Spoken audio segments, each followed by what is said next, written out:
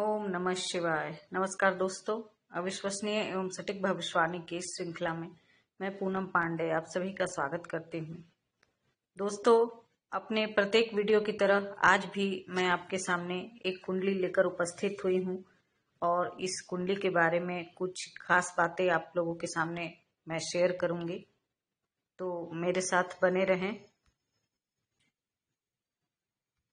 दोस्तों, आपके स्क्रीन पर एक कुंडली दिखाई दे रही है।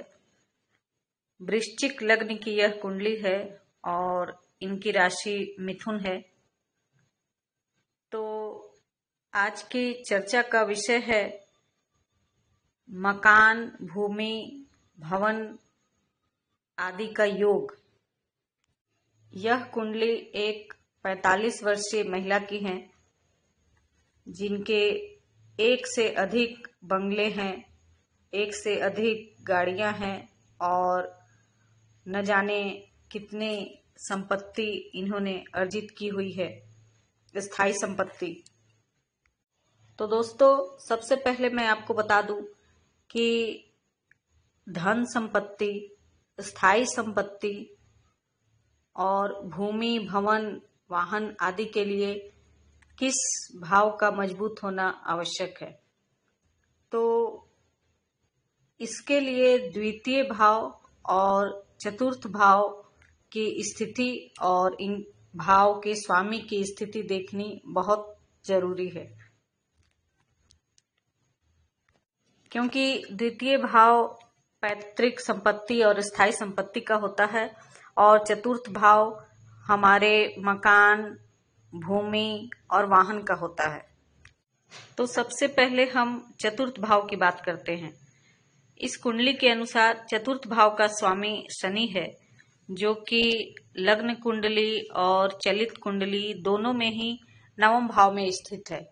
तो चतुर्थ भाव के स्वामी की भाग्य स्थान में उपस्थिति इनको भूमि, भवन और वाहन के मामले में बहुत भाग्यशाली बना रही है। इसके अलावा शनि की कर्क राशि में स्थिति है यहाँ, तो काल पुरुष की कुंडली के अनुसार भी शनि चतुर्थ भाव में है। जैसा कि आप लोग जानते हैं, शनि जिस भाव में होते हैं उस भाव की वृद्धि करते हैं।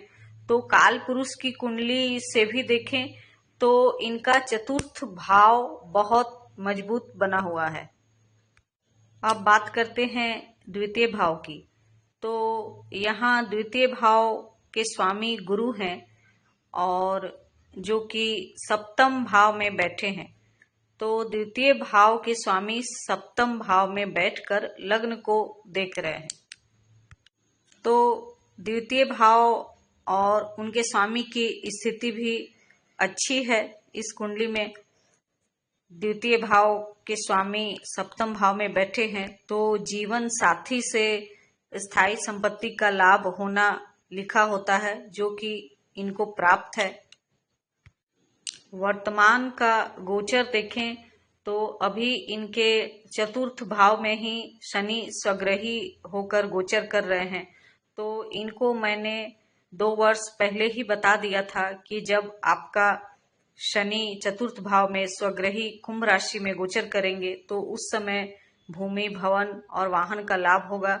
और अब तक इनको 2-3 स्थायी संपत्ति का लाभ हो चुका है, जबकि अभी शनि की यहाँ और भी 1.5-2 वर्षों तक उपस्थिति रहेगी, तो आगे चलकर भी इसका लाभ हो सकता है।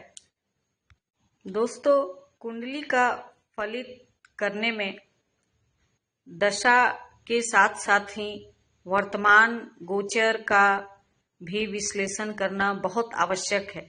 यदि दशाओं से वर्तमान के गोचर का सही तालमेल ना बैठे तो फिर दशा का उतना फल प्राप्त नहीं हो पाता है। यदि किसी की कुंडली के अनुसार उन्हें धन लाभ का योग और उस तरह की दशाएं बन रही हैं, तो यह घटना तभी होगी जब गोचर में भी इस तरह के लाभदायक योग बनेंगे, क्योंकि कोई भी घटना घटित होने के लिए दशा तथा गोचर का सामंजस्य होना अत्यंत आवश्यक है। इसलिए बिना गोचर पर ध्यान दिए फलित करना बिल्कुल आधी जानकारी देने के बराबर है।